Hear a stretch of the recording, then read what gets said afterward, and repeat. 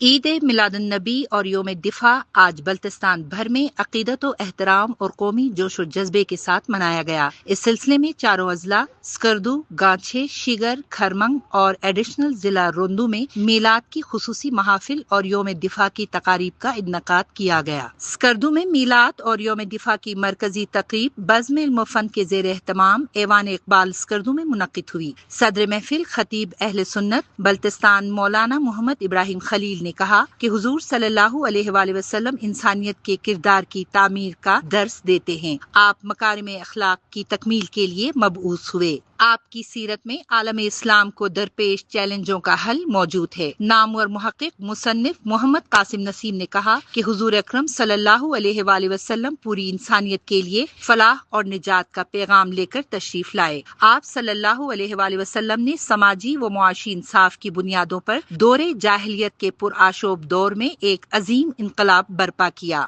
مسلم league نون گلگت بلتستان کے ترجمان اشرف صدا نے اپنی تقریر میں دفاع وطن کے لیے جانوں کا نذرانہ پیش کرنے والے شہداء کو خراج عقیدت پیش کیا۔ محفل سے سیاسی رہنما محمد یوسف نمبردار، پادری سجاد مسیح اور عبداللہ حیدری سمیت دیگر مقررین نے حضور اکرم صلی اللہ علیہ وآلہ وسلم کی پاک سیرت کے مختلف پہلوؤں اور یوم دفاع کی اہمیت کو اجاگر کیا۔ محفل میں مہمان خصوصی احمد حسن زمائری، موسیٰ برہان، ابراہیم جعفری اور کاظم اثر سمیت شعراء کرام نے اس دن کی مناسبت سے تازہ کلام پیش کیے، جبکہ نامور نعت خواں اجمل نسیم، اکمل نسیم، مسلم عباس اور خواجہ شایان اسدی سمیت دیگر نے نعت رسول مقبول صلی اللہ علیہ وآلہ وسلم پیش کی۔ محفل میں اسکول کے طلبہ و طالبات نے نعت رسول مقبول صلی اللہ علیہ وآلہ وسلم اور ملی نغمے پیش کیے۔ محفل کی نظامت کے فرائض نوجوان شاعر منظور نظر نے انجام دیے۔